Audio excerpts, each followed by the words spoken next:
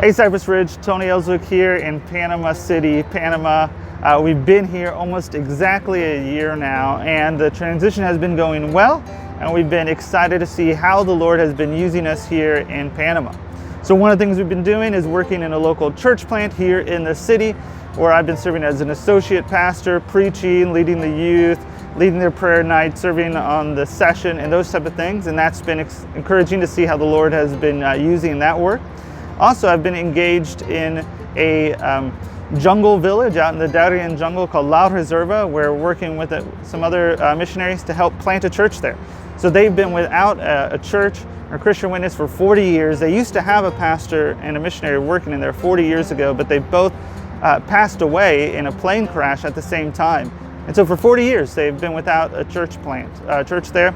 And so we were able to start services there this past year, and in another month, we're hoping to have baptism classes because people have been asking about baptisms, and we're hoping from there to launch into a theological education to help train some of the men to lead Bible studies and eventually lead a congregation. And not just there, but also in the areas around that, the communities around that area, we're hoping to have an impact.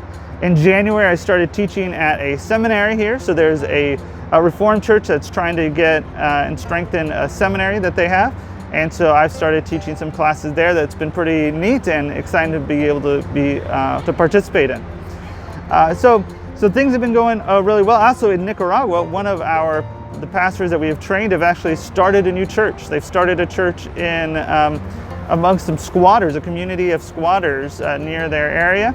And that same student has started a third mill group in a rural community about 4 hours away that he goes and he ministers in as well. So we're really excited to see how our work there is continuing in the lives of some of the students. And so that's been a really encouraging thing.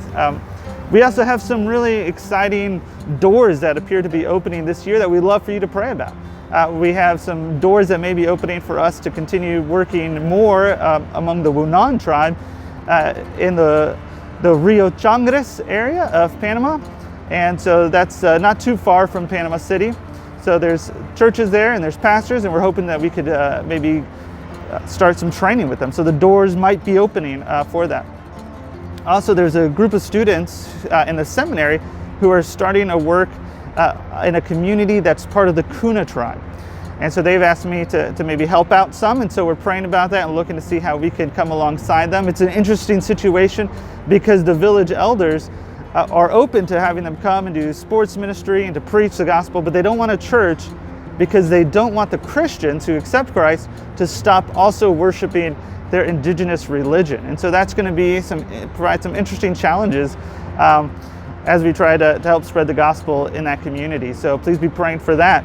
Also, Amber has been participating in some training so that she could lead a training for pastors' wives here in Panama.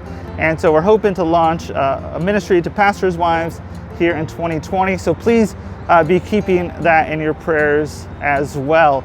And also please be praying for our continued adjustment and life here in Panama, especially for our girls. And finally, last year when I was there, I encouraged you guys to talk to your missionaries and to ask them what are some things that would be impossible to accomplish without Christ doing it. There's things that we can be praying for that are kind of seemingly impossible things. And so I got one for you, that community that I talked to you about, that where the village elders don't want a church there. I want you to pray for those elders. Join me in praying for them, not only that they would be open to allowing a church there, but that they would actually accept Christ, that they would be among the first to get saved and to follow him and to be enthusiastic about a church plant there, and that could help reach their community and their tribe for Christ. Hey, we thank you guys for all your prayers and your support as we work to bring more training, more pastors, and more churches to Nicaragua and Panama.